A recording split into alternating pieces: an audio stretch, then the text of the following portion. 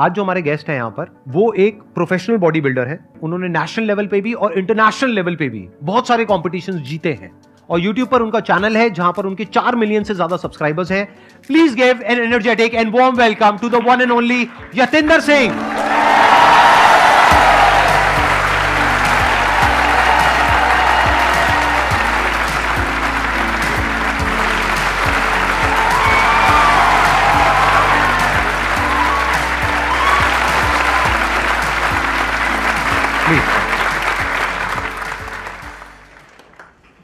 आज तक YouTube में देखा था, यहाँ पे अलग अलग गेस्ट बैठते हैं और आई एम श्योर यहाँ पे बैठना बहुत ज़्यादा कंफर्टेबल तो नहीं है। उसका एक रीज़न है, मैंने बतेरी वीडियो में बोला, सभी दर्शकों को मेरा नमस्कार, कैसे हो आप सभी लोग। एक नया वीडियो लेके आपके सामने फिर हाजिर हूँ, बट आज संदीप सर के सामने बैठ के थोड़ा नर्वस हूँ। बट इतना नर्वस होना तो शायद बनता है। देखो तो सामने कौन बैठा है। अरे सर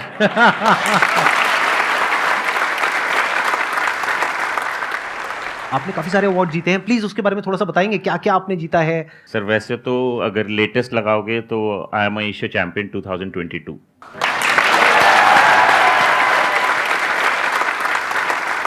आई थिंक हर एक खिलाड़ी का सपना होता है वो अपने देश को रिप्रेजेंट करे, ना कि रिप्रेजेंट करे उसके लिए एक मेडल लेके आ सके। दैट इज़ अ कॉन्ट्रीब्यूशन एक खिलाड़ी जो अपने तरीके से कर सकता है। 80 kg में मेरा गोल्ड आया एंड फिर क्या होता है कि जब आप हर वेट कैटेगरी के एक एथलीट होता है, जैसे स्टार्टिंग फ्रॉम 65, 70, 75, 80, 90, 100 प्लस, तो ऐसे 10 कैटेगरीज होती हैं।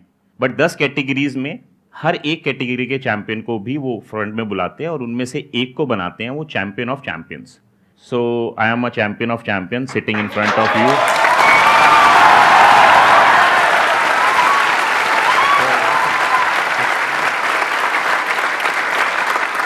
तो इस साल 2022 का वो मेरा कंट्रीब्यूशन है। मैं अपने देश के लिए एक बड़ी सी ट्रॉफी, एक गोल्ड मेडल, एक चैंपियन ऑफ चैंपियंस का मेडल लेके आया हूँ। बट उसके अलावा भी मैं मिस्टर इंडिया रह चुका हूँ 3 बार।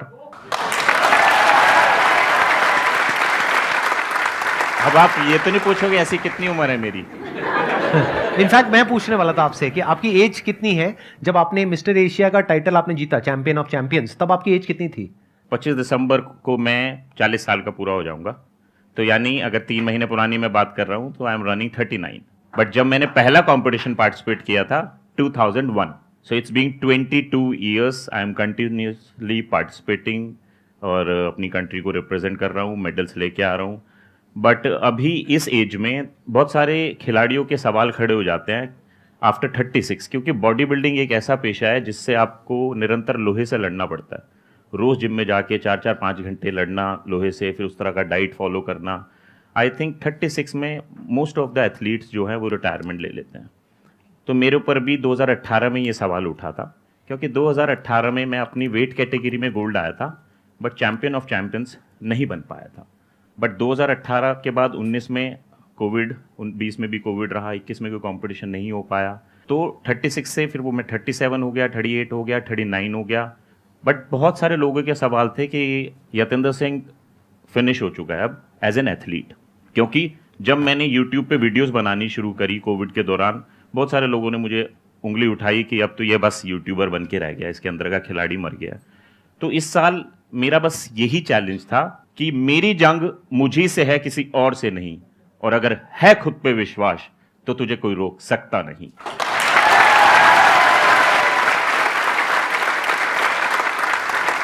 ये सौभाग्य मिला, ऊपर वाले का आशीर्वाद, बड़ों का साथ और संदीप सर की मोटिवेशन, ये सब इतना भारी भरकम बन गया था कि वो चैंपियंस ऑफ चैंपियंस में बन पाया। तो कहने का मतलब यही है कि 39 में इस तरह की चैंपियनशिप जीतना डिफिकल्ट होता है बट इम्पॉसिबल नहीं होता।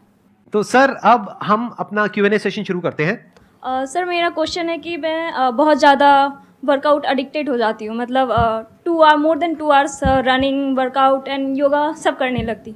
तो इससे मेरा क्या हुआ कि जो मसल्स पेन है, knee pain and joints pain, वो स्टार्ट हो जाता है।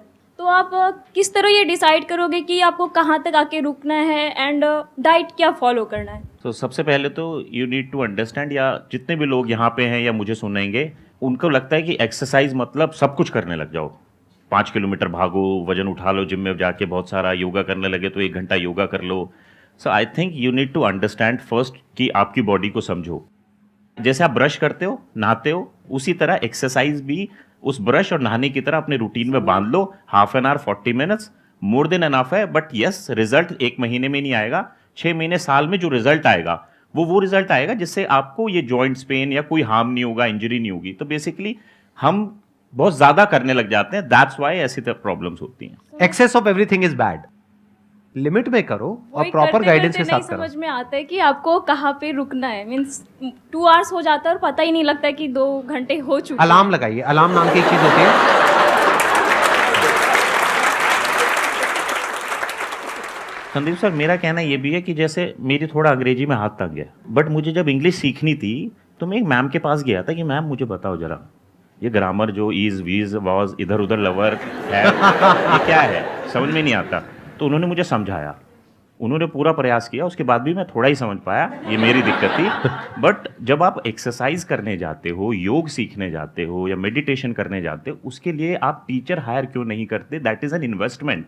सो you need to have a professional person to guide you this. मतलब इसमें भी मुझे लगता है एक्सरसाइज करनी है, चलो जरा डंबल उठाओ, खींचो खींचो, अरे भाई खींचो तो, कोई एक देख लो आसपास कौन है. तो यानी ये भी एक इन्वेस्टमेंट है. जिस तरह मैं उस टीचर के लिए 100, 200, 500 फीस दे रहा था उनके आगे अनुसार, बट आपको ये समझना चाहिए फिटनेस पे भी आपको थोड़ा थोड़ा स्पेंड करना चाहिए. एक्सरसाइज अगर गलती से भी गलत हो गई ना, जिंदगी भर के लिए एक्सरसाइज करने के लायक नहीं रहोगे. मैं सही कह रहा हूं, गलत कह रहा हूं? तो इसमें तो ट्रेनर की सबसे ज्यादा जरूरत है. पढ़ाई में हमारे नंबर कम ना आए, इस वजह से हम क्या करते हैं, ट्यूशन लगाते हैं. ट्यूशन के लिए पैसा देते हैं, तो वहां हम पैसा लगाने को तैयार है. लेकिन एक्सरसाइज हम खुद करते हैं बिना किसी ट्यूशन के. किसी एक्सपर्ट से सीखो, किसी ऐसे इंसान से जिसको एक्चुअल में समझ हो कि कौन सी एक्सरसाइज कितनी करनी चाहिए, कितनी नहीं करनी चाहिए, और अभी आपका लेवल क्या है वो पहले डायग्नोज करे, फिर उसके अकॉर्डिंग आपको एक्सरसाइज करने के लिए कहे. तो अगर हम किसी एक्सपर्ट की हेल्प लेकर के कोई भी काम करें, सिर्फ एक्सरसाइज ही नहीं, कोई भी काम करें, तो वो ज्यादा सेफ है, ज्यादा सिक्योर है, और उसके अलावा उसमें गलतियां होने के चांसेस बहुत कम है. सर 1 ईयर पहले आई वॉज 50 kg और सिर्फ 1 ईयर में आई गेंड 8 kg और मेरा बॉडी वेट इक्वली डिस्ट्रीब्यूटेड नहीं है. तो व्हाट शुड आई डू? बहुत सडनली आपने बहुत वेट गेन कर लिया है. इसके बहुत सारे रीज़न हो सकते हैं. सबसे तो पहला रीज़न है कि आपको ये चेक करना चाहिए कि आपको कोई हेल्थ प्रॉब्लम तो नहीं है. तो बेसिकली आपको किसी डॉक्टर से कंसल्ट करना चाहिए, whether your everything internally is okay और not. If okay then it's fine. You need to start any sort of physical activity जो आपको लगता है कि आप कर सकती हो, starting from 20 minutes of walk, may be some sort of yoga, may be some sort of strength training. Sir मैंने डांस क्लास ज्वाइन किया. Very good. But the problem is कि हम फिजिकल एक्टिविटी तो करते हैं, व्हाट अबाउट खाना? मैं noodles बहुत खाती हूँ. जब भी कुछ खाते हो आप बस ये सोचो, मैं इसको क्यों खा रही हूँ, इसमें कितना पोषण है, क्या ये मेरी हेल्थ को किसी तरह से बेनिफिट देगा, और मैं किस समय खा रही हूँ. ये नहीं है कि बस चलते फिरते कुछ भी आया खा लिया, बिस्किट नमकीन 10 ऐसे नहीं खा सकते आप. So you need to have a balance diet जिसमें आपके बॉडी वेट के हिसाब से कितना कार्बोहाइड्रेट, कितना प्रोटीन, कितना फैट्स खाना चाहिए. अगर आप उसमें भी नहीं जाओ तो आप ये समझो कि हरी सब्जियां, फल दिन में 2 बार खाओ और दिन में 2 मील ऐसी करो जितना आप डाइजेस्ट कर सको. बाकी डांस क्लास करो, चाहे योगा करो या कोई भी फिजिकल एक्टिविटी. बट मैं यहाँ पे ऑफ कोर्स यहाँ पे सारे यंग ही दिख रहे हैं मुझे ना, बट मैं सबको एक बात बोलना चाहता हूँ जो मैंने एक्सपीरियंस की है कि फिजिकल एक्सरसाइज इज़ फाइन. आप फिजिकली फिट हो, बहुत अच्छी बात है, बट हम में से बहुत सारे लोग मे बी मेंटली उतने फिट नहीं हैं. तो मैंने ये 3-4 साल में अनुभव किया है कि यार फिजिकल फिटनेस पे तो बहुत ध्यान दिया, what about mental strength, mental fitness? एक आदमी तंदुरुस्त है ये कैसे पता लगाया जा सकता है? तो physical fitness, mental fitness and emotional fitness, जब तक ये तीनों नहीं मिलेंगे तब तक हम ये नहीं कह सकते कि इस आदमी के बाइसेप्स हैं तो ये फिट होगा. ये कोई पैरामीटर नहीं है.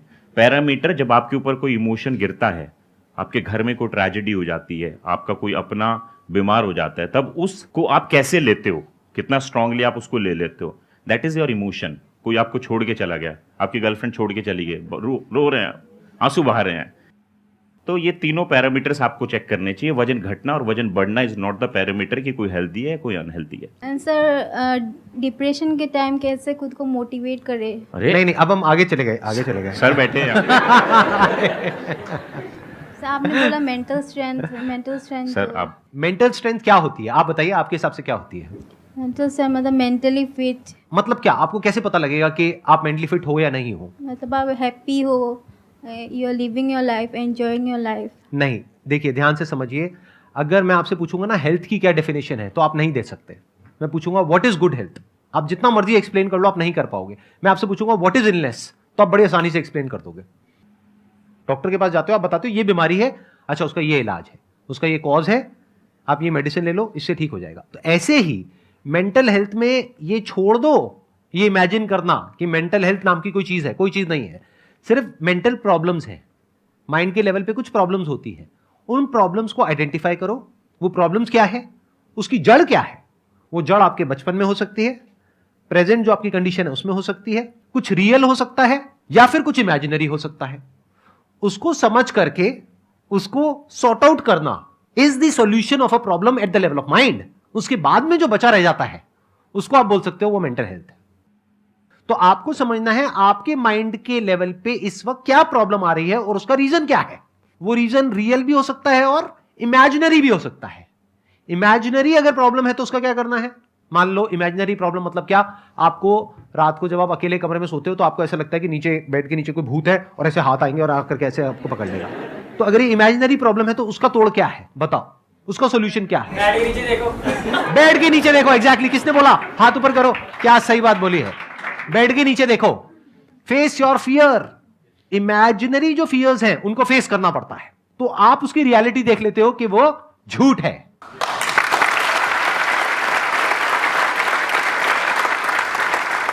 भूत को आप मार नहीं सकते हो, भूत के लिए कोई दवाई नहीं है, भूत का कोई इलाज नहीं है, क्योंकि भूत है ही नहीं।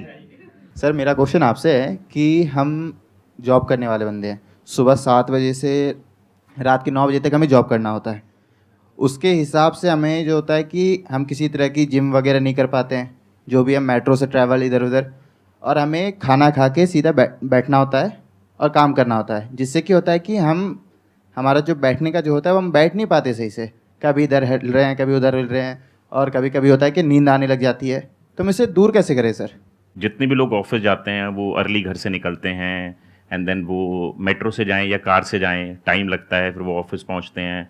फिर ऑफिस में सब लोग बोलते हैं कि 6 बजे छुट्टी हो जाती है, बट वो तो 8:30-9 बजे तक ऑफिस चलता रहता है। फिर वो मेट्रो से घर आएंगे। आई नो बहुत ज़्यादा फिजिकल एक्टिविटी नहीं कर सकते, but you need to be कि आपको अपनी फिटनेस से कितना ज़्यादा प्यार है। अगर तो आपको बहुत ज़्यादा प्यार है तो देखो कड़वी बात लगेगी, बट यही सच्चाई है कि आपको अपने लिए समय तो निकालना पड़ेगा। सो कितने लोग मेरी बात से एग्री करेंगे, हम अपने बच्चों के लिए समय निकालते हैं, हम अपने घर के लिए समय निकालते हैं, हम अपने बॉसेस के लिए समय निकालते हैं, हम अपने ऑफिस के लिए समय निकालते हैं, हम सबके लिए समय निकालते हैं, और फिर देखते हैं मेरे लिए तो कुछ समय ही नहीं बचा। तो सबसे पहले आप अपने लिए समय निकालना शुरू करो, क्योंकि लेट्स से मैं अपने ऊपर लेता हूँ, मैं अपनी हेल्थ पे ध्यान नहीं देता, मुझे कोई बीमारी लग गई और मैं हॉस्पिटल में एडमिट हूँ, क्या मेरे ऑफिस से कोई मुझे मिलने आएगा? मेरे घर वाले कितने दिन मेरी सेवा करेंगे? एक लिमिट तक, मे बी कुछ महीने, कुछ साल, एक लिमिट तक। हाँ। बट यानी ये समझो you are alone in this world, so you need to be strong enough कि आपको अपनी हेल्थ को तो प्राथमिकता देनी ही पड़ेगी, दैट इज फॉर श्योर। मैं बहुत सारे लोगों को जानता हूं जो ऑफिस जाते हैं और फिजिकली फिट है। सामने भी देखो संदीप सर, फिट है ना सर? ये आपने मसल वसल की बात करी, कैसी है, मतलब ठीक ठाक है? अच्छी है सर, जा सकता हूँ, बहुत अच्छी है। कंपटीशन में जा सकता हूँ? कंपटीशन में जाने लायक? आप कंपटीशन कराओ सर, झूठ बोल दो मेरा मन रखने के लिए, झूठ बोल दो। बिल्कुल जा सकते हो सर, बट आप सर ने झूठ बोल नहीं दिया। नहीं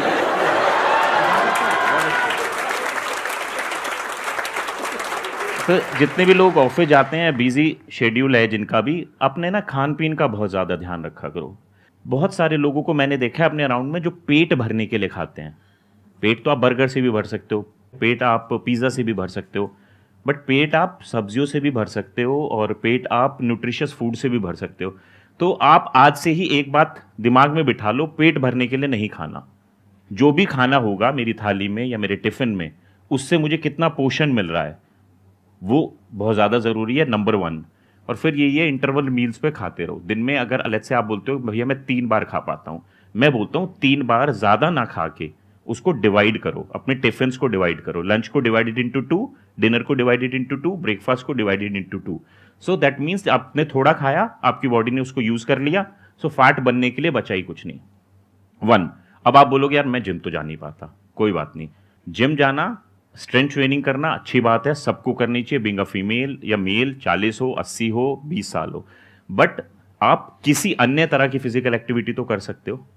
लेट्स से आप बोलो कि चलो मैं एक काम करता हूं, मैं सुबह 15 मिनट जल्दी उठना शुरू करता हूं और मैं किसी भी तरह की फिजिकल एक्टिविटी करता हूं, तो मैं थोड़े पुशअप्स मार लिए, थोड़ा स्क्वाट्स कर लिया, प्लैंक्स कर लिए, ये आप किसी की भी वीडियो में देख सकते हो, top 5 exercise to be a healthy lifestyle, वो अडॉप्ट करो। बट दिस मैंने क्या बोला, ब्रश करना भूलते हो कभी आप? नहाना कभी? सर्दियों में तो भूल जाते होंगे शायद।